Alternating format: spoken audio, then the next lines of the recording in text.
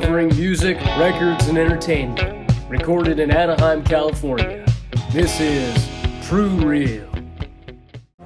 Hello, everybody. I am your host for TruReel, Johnny Ramos, with my guest, Noel Renfro. Hello, everybody. Johnny, thanks for asking me to do this. It's a really cool opportunity. Well, thank you for being here. He's a great piano player. We're going to ask some questions about his craft, music, musicianship, maybe some music theory, disco jazz. Disco jazz? That's all. All right, I'm down with all that. Let's have some fun.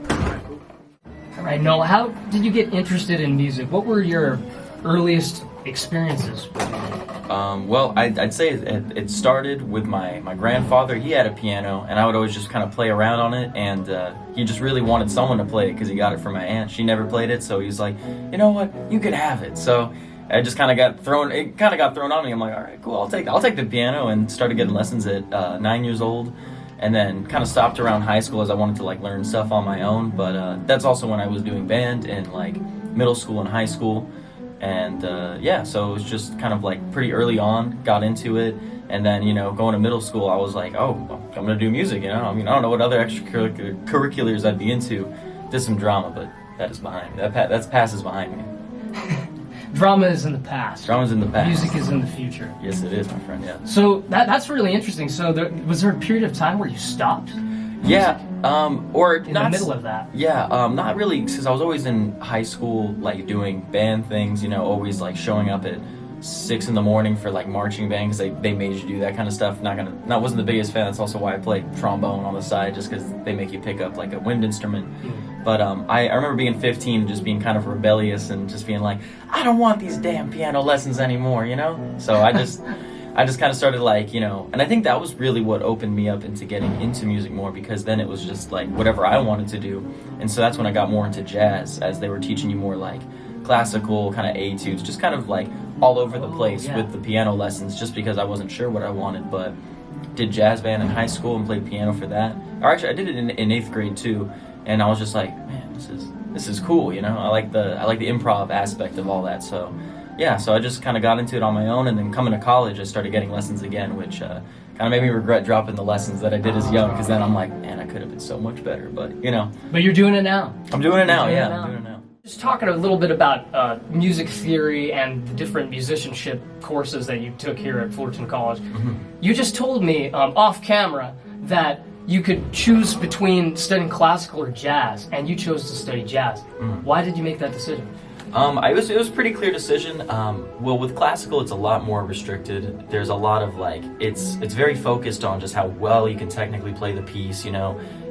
I would say the end goal is to sound like someone else in a sense. Like it's, you know, everyone has their own, you know, different ways of playing and things like that. But with classical, it's a lot more strict. And so, you know, if you listen to like a lot of the greatest classical pianists or just really good students, they're all fantastic, and they're playing things that honestly I could not, you know, because it's very, very challenging, but it is less expressive, like much less expressive. And so I just wanted to do jazz just because I wanted to be able to express myself and to do my own thing. And that is really what jazz is all about, is just, you know, how each different player sounds different from each other, and what they do differently with the same piece of music. So like you could get the same piece of music for a jazz student, and all of them will sound much different just on the things that they do with it. So I think it was a lot of that, just the self-expression and the improv, which is really fun to just like, you know, not have no rules sometimes and just like go crazy. Wow. Very interesting.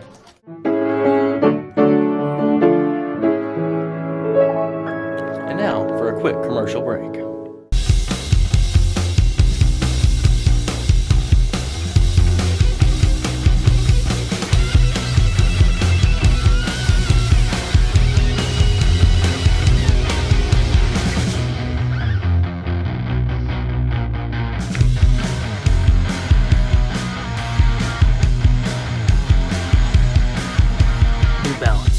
Best kept secret in sneakers.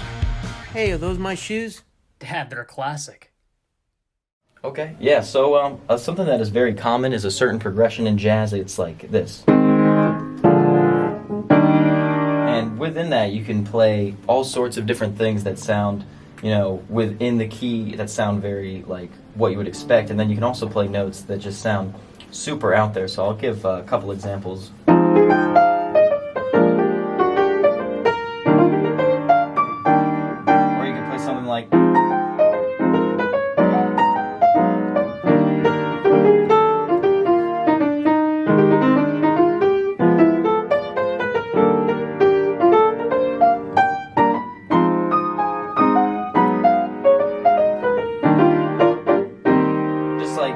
you can get really kind of crazy and just like not actually have to hit the notes that you're supposed to, in a sense, and just they actually explain that as like one of the theory concepts of like different scales over certain chords that just make it sound like, whoa, that sounds kind of spicy. So just things like that make jazz improv very, very fun in that way.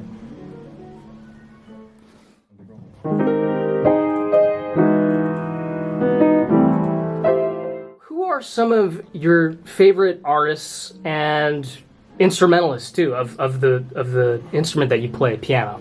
Favorite artists? Well, it might be kind of surprising, but a lot of my favorite artists are honestly pop artists, and kind of outside of jazz, or they use jazz. I'd say one that I really love right now is a guy called Ginger Root, who does kind of like weird like pop elevator sound and music, like kind of stuff like that. But if I was to say other things, I really love Marcos Valle, who's a Brazilian artist who started out making jazz compositions and then became like a Brazilian pop star by like kind of infusing those in with a pop sound. If you can see a theme here, I really love jazz harmonies and melodies and things like that, but like put in a context that is more, I guess you could say, palatable. So I like something that is a little more, you can put it on at the party and people are like, whoa, this is cool, like something that's a little bit more than you can show your folks. And for piano players, I'd say Thelonious Monk is up there, just because he does stuff where he's just like, he does stuff like that. He does all sorts of kooky stuff, and people are like, genius, and something empowering about that. I love it. That's short.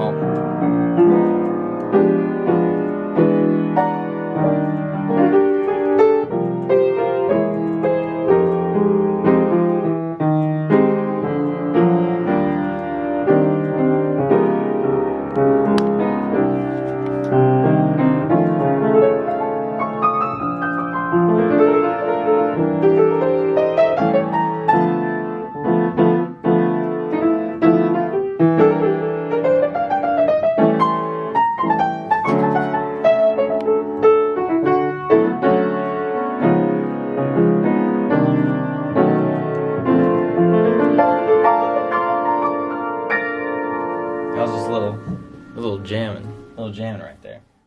Japanese city pop. Oh, okay. Tell me a little bit about that.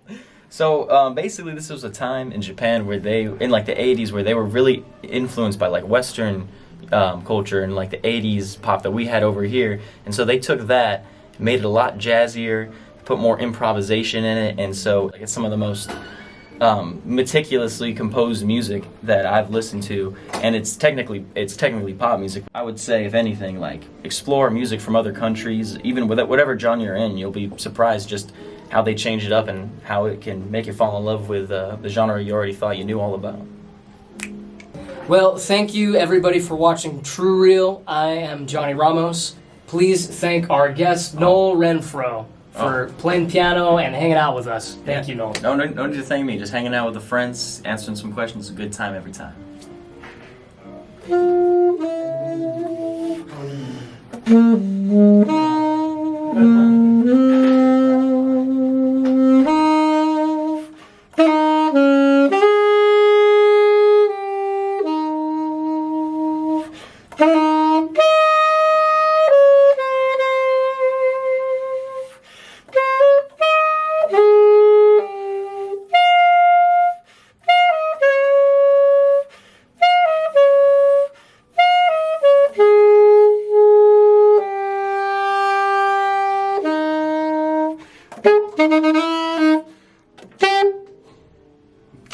Yeah.